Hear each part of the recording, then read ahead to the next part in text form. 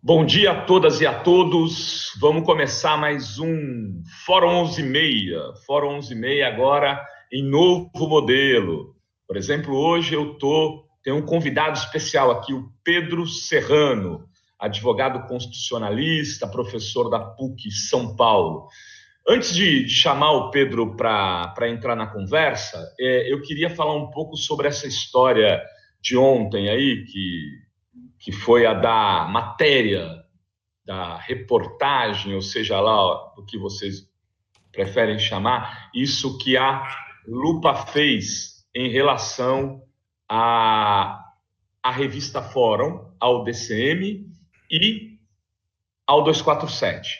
Ou seja, eles atribuíram a gente uma notícia falsa, enviaram um pedido ao Facebook, ou seja, eles têm uma parceria com o Facebook agora, e nos puniram por isso. A gente recebeu um comunicado do Face que a gente estava sendo punido por conta de ter fabricado, produzido maliciosamente notícia falsa. Depois, a notícia acabou se confirmando, o assessor do Papo, Juan Grabois, inclusive escreveu um texto ontem esclarecendo que sim, ele teve com o Papa, sim, o Papa abençoou lá aquele tal daquele rosário. E até o momento continuo conversando com a Agência Lupa, continuo conversando com a editora, e até o momento eles não se retrataram. Mas aproveitar que a gente está aqui com uma pessoa que é especialista na questão da Constituição, que até onde a gente considera os princípios da democracia, a gente acha que ainda está vigindo no país, né, que garante a liberdade de imprensa, que é cláusula pétrea dessa Constituição de 88, na minha opinião, ao fazer esse tipo de coisa, ao fazer essa parceria com o Facebook e começar a denunciar sites jornalísticos sem sequer ter ouvido esses sites, eu não fui sequer procurado pela Lupa, eles não ouviram, a gente depois, quando viram que incorreram no erro, só mudaram a matéria e não fizeram mais nada, não se retrataram, não fizeram nada.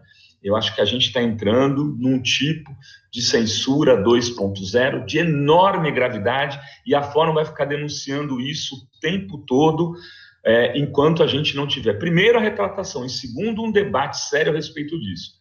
Que, a meu ver, o que esse acordo Facebook, Lupa e outros checadores aí é algo danoso à liberdade de imprensa e é um crime, é um atentado contra as liberdades como um todo. Enfim, mas eu não chamei o Pedro Serrano aqui para conversar sobre isso, né? E também não chamei ele aqui para ficar me ouvindo só.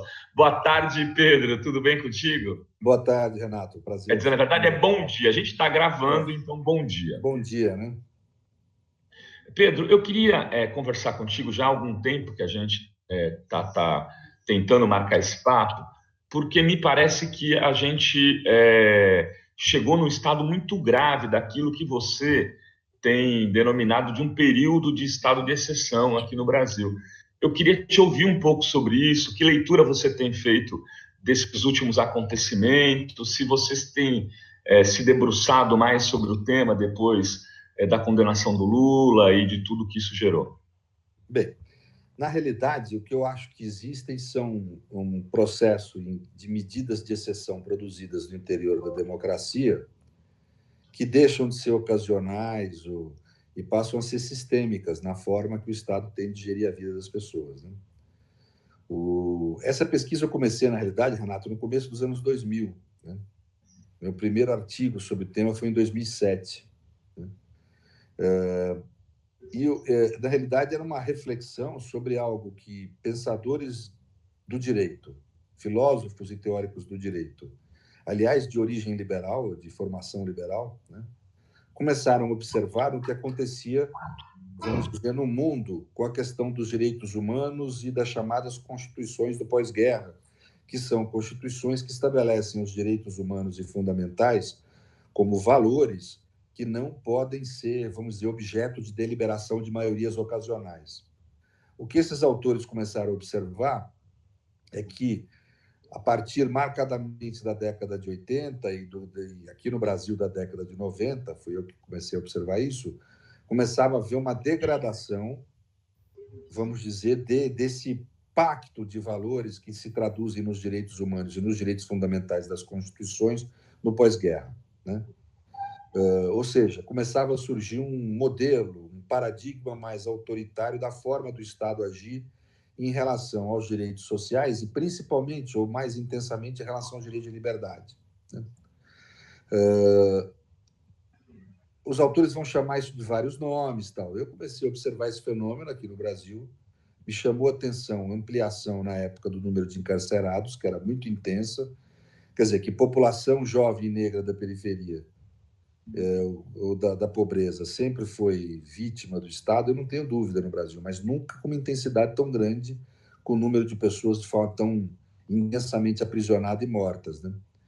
Então, a partir daí começou essa observação, mas eu observava que e esse modelo, vamos dizer, de tratamento de exceção, que eu chamo de governabilidade de exceção, que vige nos territórios habitados pela pobreza, no Brasil, esse modelo, vamos dizer, autoritário, enquanto no primeiro mundo as medidas de exceção são produzidas, às vezes pelo legislativo, mas sempre o executivo é o grande autor das medidas de exceção, o judiciário tem mais um papel secundário, embora produza também medidas de exceção.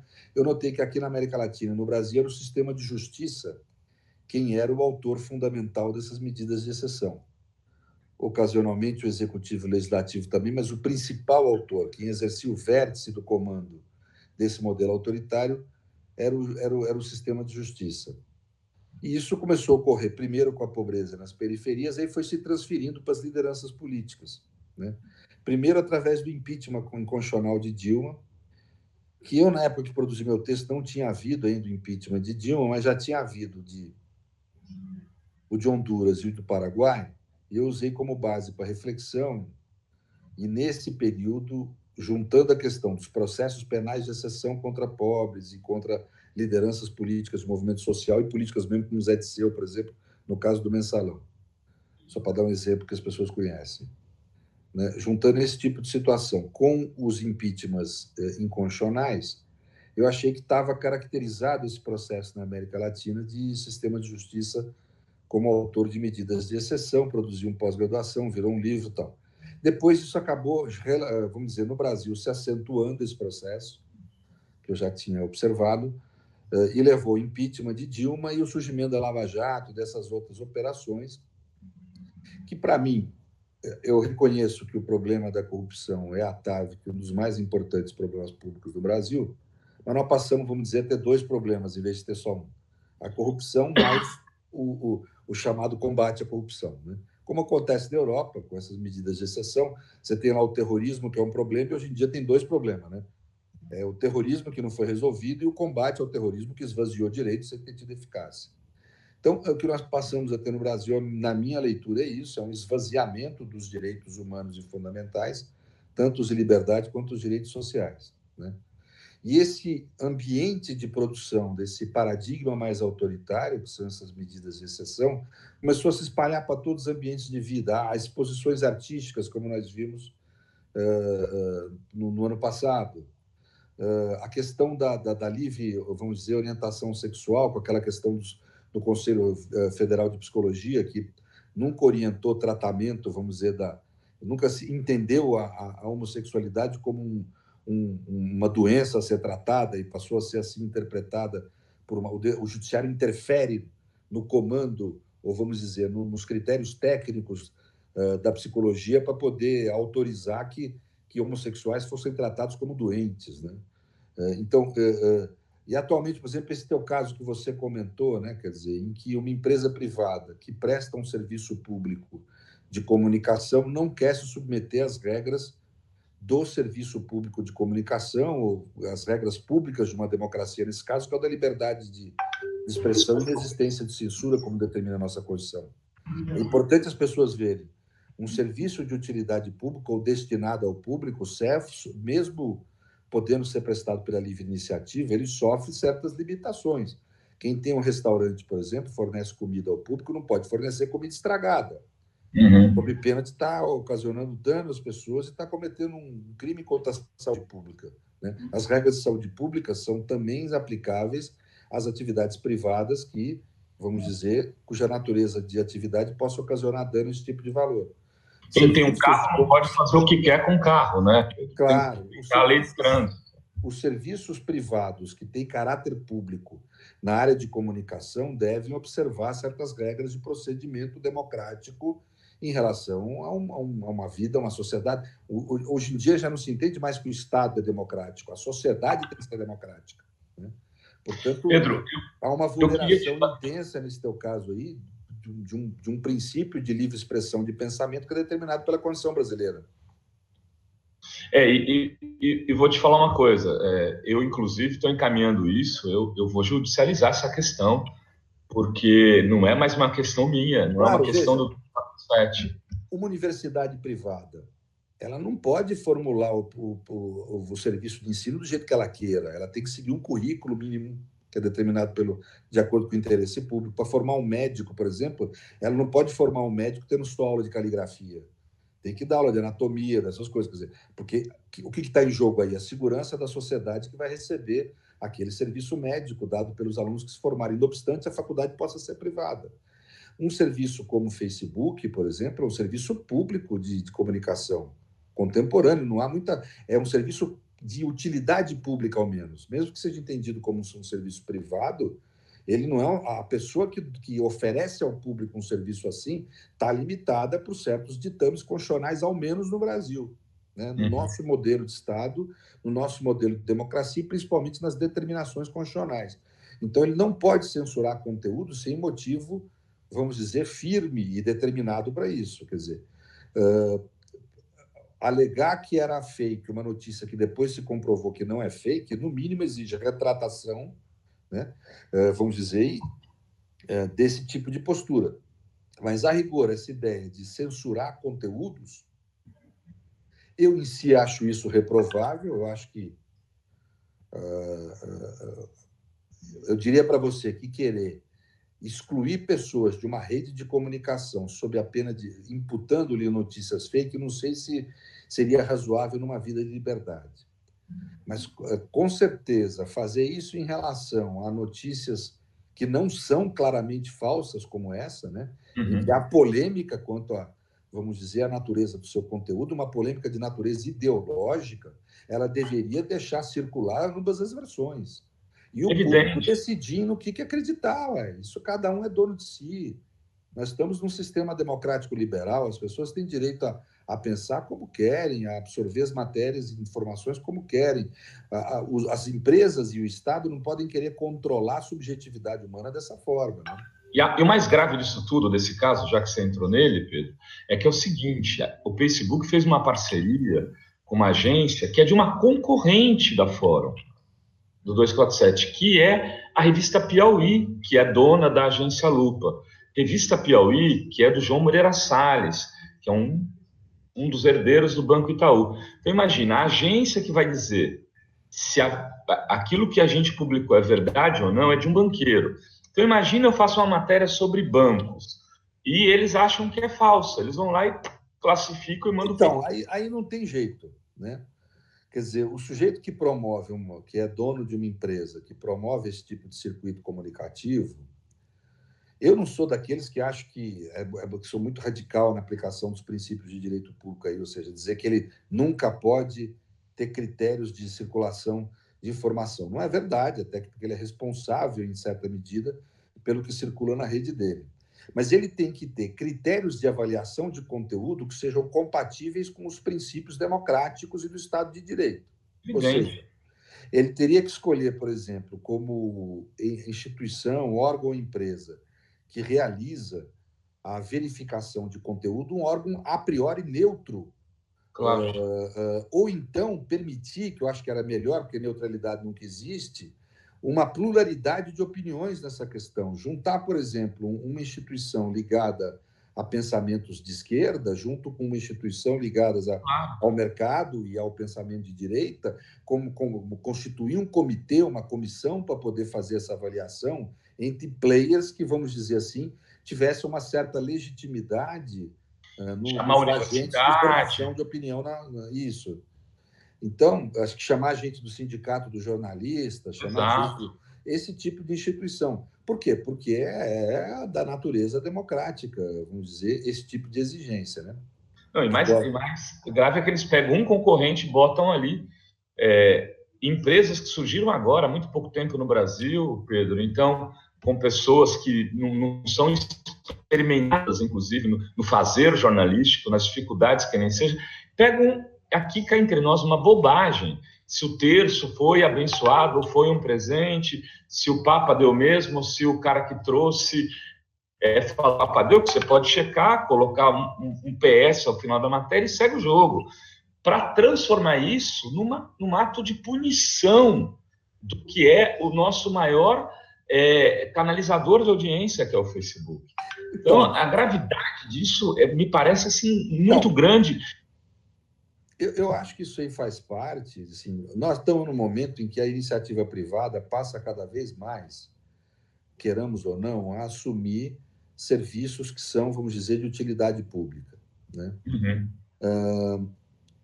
No primeiro mundo, vamos dizer, no modelo anglo-saxão, que é um modelo que não adotou o modelo de serviço público europeu, você tem as public utilities, que são atividades de interesse público e que são reguladas por órgão estatal. A propriedade é privada, mas a regulação cabe a um órgão estatal. O Facebook, até hoje, acho que tem funcionado bem sem a presença do Estado. Então, eu acho que é sempre... Eu sou daqueles que não gostam, eu tenho desconfiança do Estado, como tenho desconfiança do mercado incontido ou irregular. Vamos dizer, como o mercado sem limites também tem desconfiança, né? Uhum. Então, eu tenho desconfiança com funções estatais. Se o Facebook está funcionando bem do jeito que está, tudo bem. Mas para ele continuar mantendo-se, vamos dizer, da forma adequada, ele precisa compor formas de ação e controle de informação compatíveis com, vamos dizer assim, os valores próprios da democracia e do Estado constitucional, né? Então, é como eu te falei, ele deveria compor formas menos assim parciais de verificação de conteúdo. Esse caso ficou claro. Num primeiro momento, eu até refleti isso na minha página do Facebook, que eu, no primeiro momento, divulguei a história do negócio do santo, aí, do instrumento do Rosário, abençoado, né? E tinha tido, como todo mundo, a impressão de que era abençoado pelo Papa para o Lula, que não é estranho, porque o Papa mandou para vários aprisionados na América Latina rosários abençoados, né? Então, acho até normal. Não acho que isso implique, inclusive, acho que tem que falar com franqueza, reconhecimento que o Lula seja preso político, como muita gente falou, não tem nada a ver. Isso é uma atitude cristã. Ninguém entrou nesse julgamento, Pedro. Claro, a cristandade tem o valor da compaixão, que é um valor intenso. Então, você atende a qualquer um sem ver o pecado, você atende a pessoa humana que está ali, né? Então, vamos dizer, um apoio espiritual a um aprisionado. Isso é comum no comportamento católico.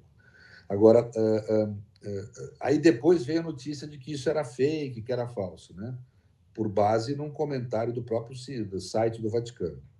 Aí que deve ter... E não é do Vaticano, também tem isso. Não, tudo bem, mas pareceu que era. Não, sim, só contextualizar, então, aí foi a única fonte de checagem deles. Aí começou a se falar que era fake news. Depois, esse próprio site do Vaticano, que não é do Vaticano, voltou atrás da matéria, eu vi. E passou a flexibilizar, vamos dizer assim. Ou seja, foi uma situação que punir empresas que divulgaram esse caminho de informação me parece absurdo. Elas não fizeram fake news. Fake news é um falseamento, vamos dizer, consciente da informação. Não é o que houve nesse caso. Inventar uma informação tipo, Dona Marisa está viva na Itália, Dona Marisa está lá. Quer dizer, isso é uma invenção evidente. Claro. Os sites foram divulgando informações e opiniões a partir dessas informações conforme foram surgindo. Não houve um falseamento informativo, né? Os sites primeiro divulgaram a declaração do sujeito que é efetivamente consultor do Papa e do Vaticano. Isso foi demonstrado, né? Ou seja, divulgaram a informação dele. Depois houve um site do Vaticano que, vamos dizer, descredenciou essa informação. Divulgaram o descredenciamento. E depois disso, quando houve o retratamento do site, divulgaram o retratamento do site, foram dando opiniões segundo essas informações. Ora, não pode se exigir da mídia, me parece abusivo isso, uma precisão e uma garantia de certeza de uma decisão judicial de um processo que dura 2 anos para apurar os fatos. né? E outra coisa, Pedro, tem mais um. Primeiro, o jornalismo é processual, como você já bem lembrou. As coisas vão mudando e às vezes as pessoas te cobram por uma informação lá de trás, não faz sentido, porque mudou, né? Mudou. Você começa a junho de um jeito e termina de outro há 5 anos atrás. Claro. A loucura vai à loucura. Então, por exemplo, estou dando isso como exemplo, mas tem uma coisa mais grave nesse caso, é que assim, esta matéria, ela não feria direitos humanos, ela não feria a honra de ninguém, ela não criava um problema para a sociedade. Eu fico me perguntando, vamos dizer que fosse de fato uma informação errada. Justificaria a agência que foi contratada pelo Facebook fazer uma reportagem sobre isso e recomendar... Não. Deixa eu te explicar o que é a fake news no sentido jurídico. No sentido jurídico, a fake news tem um sentido relativamente preciso, né? Fake news, no sentido jurídico, é a notícia falseada com a intenção de produzir algum comportamento público ou ofensa a alguém.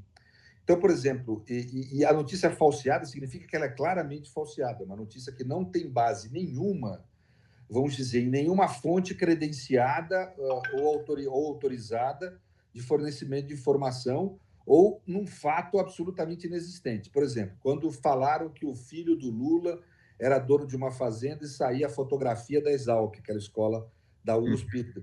Isso é evidentemente uma notícia falsa com a função de denegrir a imagem do cidadão. Pronto, isso é fake news.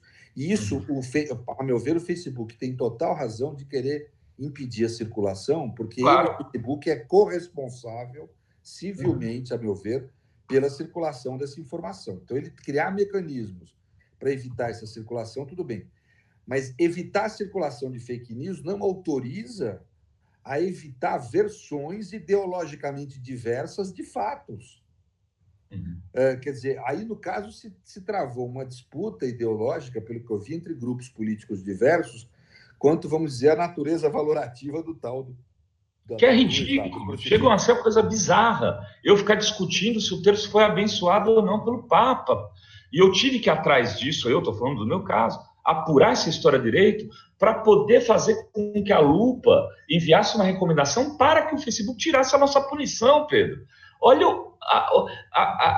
como é kafkiana a história inteira, né? Então, mas o principal problema é que, como a Lupa não é uma entidade, vamos dizer assim, uma substância, uma entidade que tenha, vamos dizer, de antemão, uma aparência de ser imparcial, que é diferente de neutro, né? Por exemplo, um comitê que tivesse, vamos dizer, na sua composição, a pluralidade de opiniões vigentes na maioria da sociedade, por exemplo, de linhas de opinião, né? Como não é isso, é uma empresa privada alinhada com certos interesses econômicos, digamos, e também de opinião, portanto, é evidente que ela não traz a impressão, a segurança de que está se tomando uma decisão aí que não tenha nenhum elemento ideológico, né? E aí, realmente, a censura ideológica não pode haver. Censurar uma opinião ou uma informação por conta do ponto de vista ideológico que ela defende, isso, a meu ver, não pode haver. Tem uma exceção no direito brasileiro que não há nos Estados Unidos. Eu até sou contra essa exceção, assim, politicamente, mas é um valor que a sociedade brasileira, no tempo do governador presidente Fernando Henrique, adotou, que é proibir a divulgação ideológica do nazismo, dos seus símbolos, etc. e tal.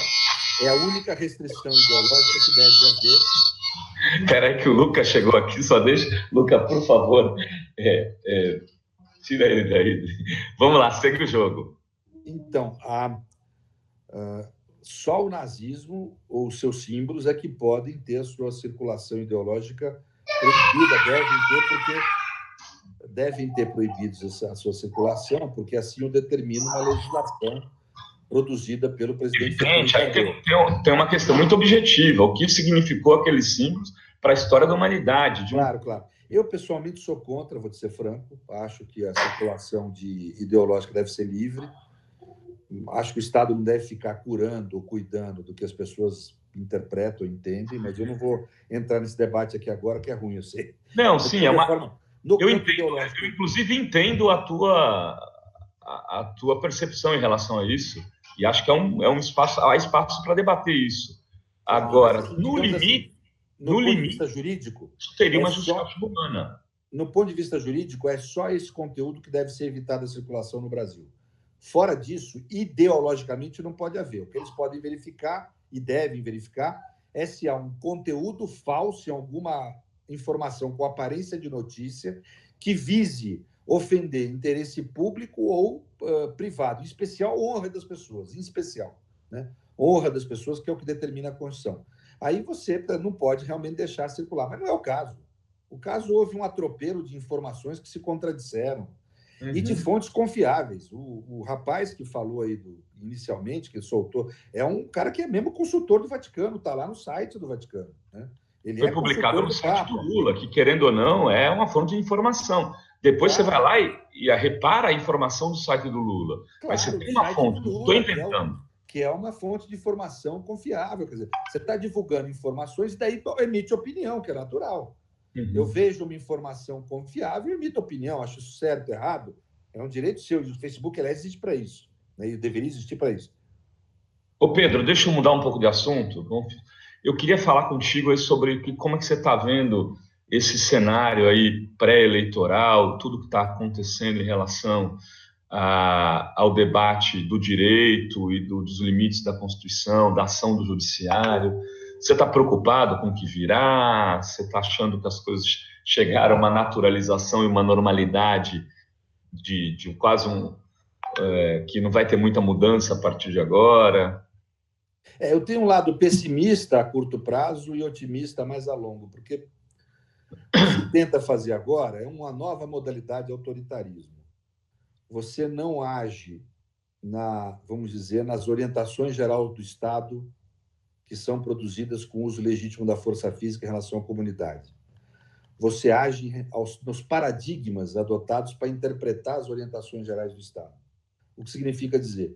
As interpretações normativas da vida democrática são realizadas ou se tenta realizar a construção de um novo paradigma, que significa um paradigma não humanitário, não democrático, para interpretar as normas postas.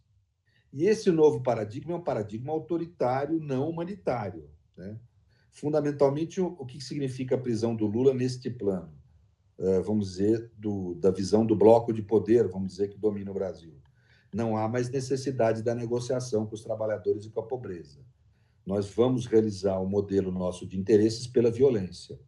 E, para isso, em vez de alterar a Constituição, dar golpe de Estado, criar ditaduras, criar um estado de exceção no estrito senso, que, vamos dizer, que tem a fragilidade de possibilitar intensas críticas, em especial no pós-guerra, né, depois da experiência do nazifascismo, cria-se uma nova forma mais inteligente, mais sofisticada, mais sutil de autoritarismo, que é mexer no paradigma, né?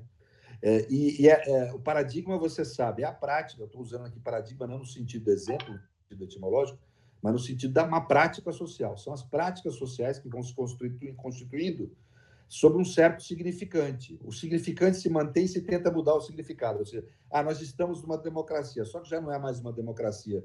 Você, por exemplo, você pode ter liberdade de expressão no Facebook, já não é mais uma democracia onde as pessoas processadas penalmente podem ter direito de defesa, já não é mais uma democracia onde um líder popular de esquerda como Lula pode ser candidato.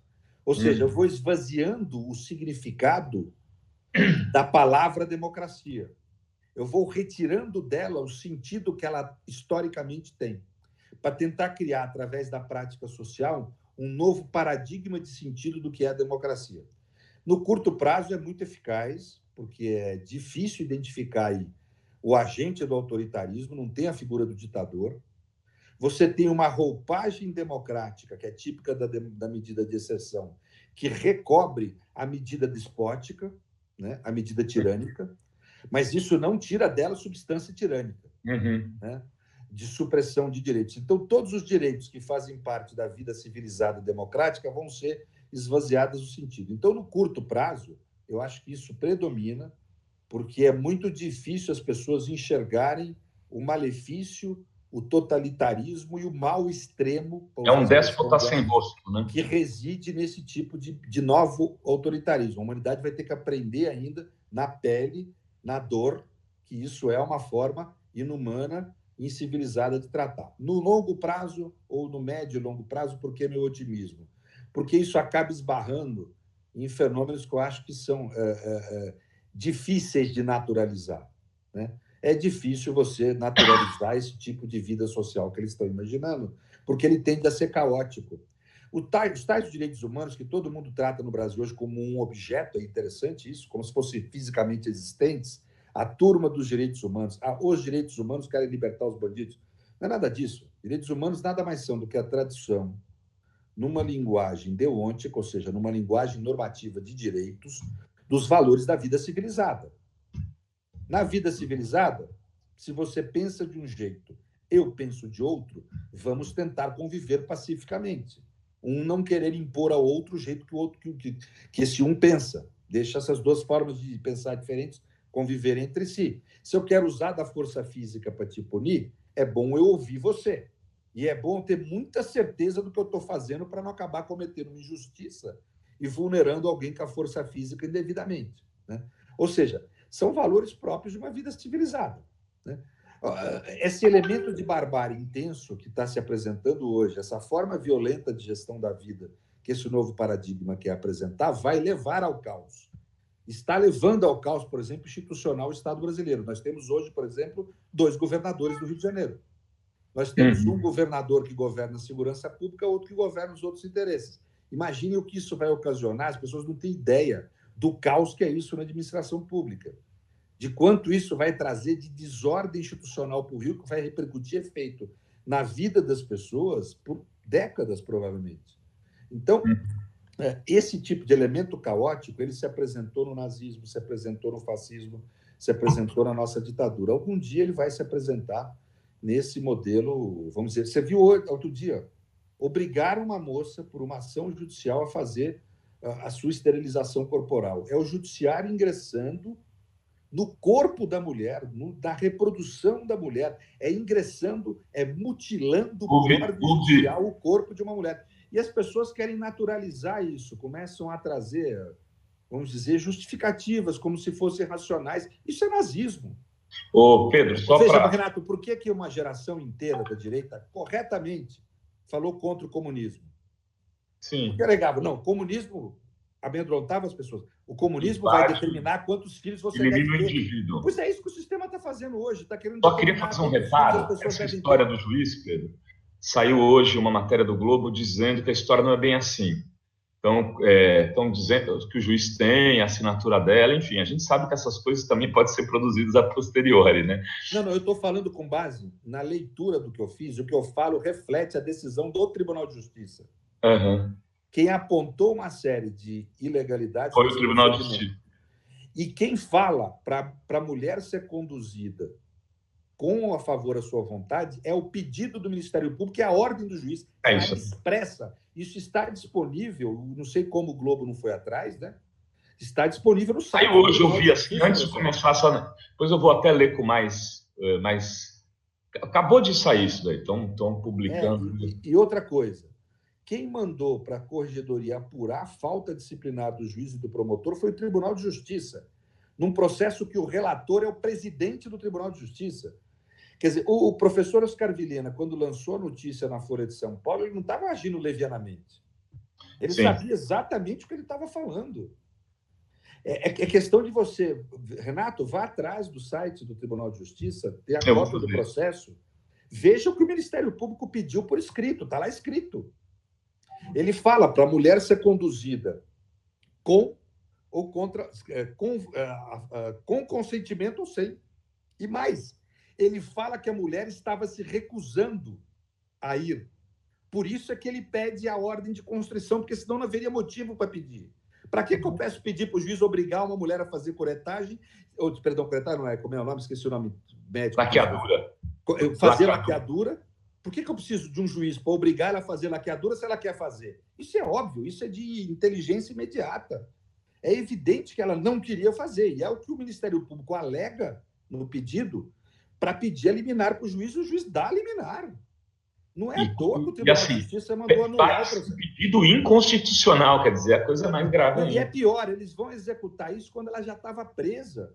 Renato, se quer impedir uma presa de engravidar, é só impedir que ela receba visita íntima. Ela estava sob a guarda do Estado. Para que precisa fazer esterilização? Ela está condenada a 8 anos. Para que precisa esterilizar essa mulher? Não quer que ela tenha filho? Impede-se a visita íntima. Uhum. Não tem como ela ter sexo dentro da cadeia. Não sei que não tem jeito. Ela está presa, ela está sob a guarda do Estado. Foi uma violência injustificável sob o ponto de vista moral e jurídico. É uma cegueira moral inevitável. Agora, Pedro, é a coisa que é mais como isso foi tão escatológico, é tão São escatológico, tantas. que prejudica a imagem da própria magistratura, estão aí os lobbies da carreira, em vez de querer corrigir o que houve dentro de si própria, corrigir imoralidade, foi querendo reconstruir a história. O que é fake news aí? Sim, tem razão. Vai aos documentos, vai ver o que o Ministério Público, se existe dúvida dela ter dado autorização ou não, vá à inicial do Ministério Público. Ele fala que não, que é por isso, inclusive, que ele pede a condição coercitiva da mulher. Porque senão não haveria necessidade de pedir em juízo. Era só ele ir lá no serviço público e pronto, realizar E orientar. Tem razão. Não tem como, é ilógico. O que estão falando agora é absolutamente ilógico. Isso é fake news. Isso é você fabricar uma notícia para tentar compor uma situação de imagem pública de quem lhe interessa proteger a imagem pública contra os fatos. O processo está lá e é público. Não sei se agora a gente falando essas coisas, se não vão transformar em sigiloso, mas está lá e é público. Quem falou que a mulher tinha, vamos dizer, que deveria ser conduzida coercitivamente, ou seja, com o seu consentimento, foi o Ministério Público. E ele falou que ela não estava consentindo, por isso é que ele pedia liminar. Ou seja, é uma atrás da outra, né, Pedro? A gente Nossa, mas esse caso dessa mulher me deixou condoído, assim, afetivamente mexido. Eu tenho até que me controlar um pouco, porque é uma moça, obviamente, pobre, sujeita ao controle integral do Estado, que está presa. E daí vem a OAB, que é a minha entidade que me representa, a OAB de Mococa, diz que foi na cadeia e ela não falou, ela falou que concordou, que não falou nada contra o juiz e o promotor. Claro! Você já viu preso falar contra carcereiro, polícia? Pois é, promotor? isso é isso que eu estava ponderando. E uma entidade de advogados vai falar. Quer dizer, é uma insanidade. Nós estamos vivendo agora a contra-notícia fake. Porque quando o professor Oscar Vilhena, que não é uma pessoa qualquer, diretor da faculdade da Fundação Getúlio Vargas, foi à Folha de São Paulo afirmar o que ele afirmou, ele sabia o que estava falando, porque aquilo consta dos documentos do processo e da decisão do próprio Tribunal de Justiça. E quem mandou apurar falta disciplinar do juiz do promotor foi o Tribunal de Justiça. Foi o próprio tribunal, foi o próprio judiciário quem mandou tomar essas medidas. Claro. O Oscar Vilhena nada mais fez do que divulgar, né? E de um processo que é público, que não há nenhum problema de divulgar. Portanto, veja, está se falando aí de fake news na questão do Papa, e nesse assunto ninguém fala nada.